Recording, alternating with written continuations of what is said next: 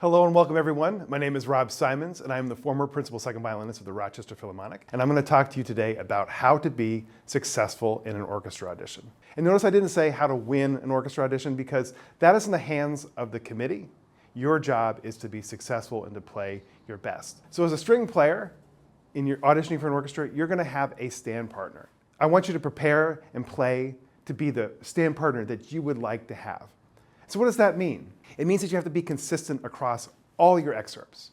If somebody comes in and plays a great concerto, kind of a so-so Don Juan, and a messy Mendelssohn scherzo, I don't want to sit next to that guy, and neither do you. And likewise, if someone comes in and plays a pretty good concerto, plays kind of a timid Don Juan, and plays a beautiful, crystal clear Schumann scherzo, I don't want to sit next to that guy.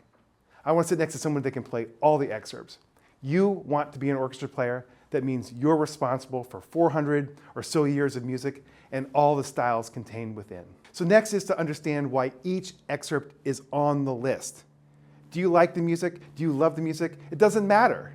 Your job is to play it correctly and show that you can solve the really difficult artistic and technical problems within. I've sat on dozens and dozens of committees listening to thousands of candidates.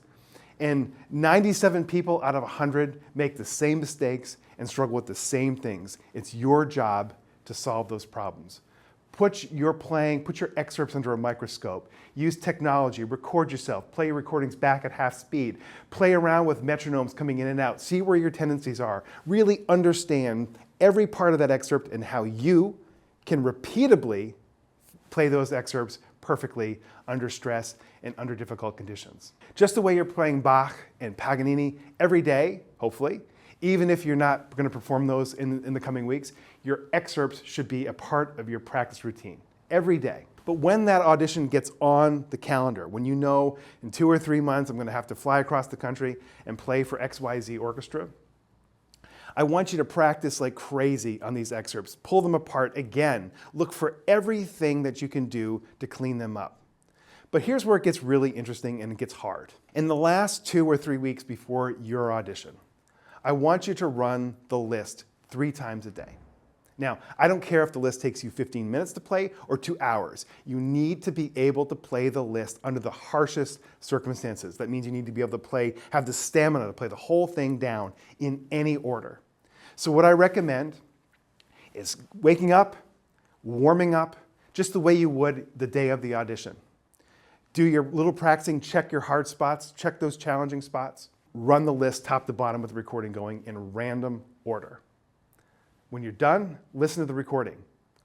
Find the spots that didn't go great. Work on them again. Take a break. Practice, warm up. Run the list again. Repeat again. And then finally, I want you in your final run through of the day, I don't want you to listen to the recording. I want you to save that till the next day. The next day, you're going to come back with fresh ears. You're going to hear things you thought were terrible, you might not even notice.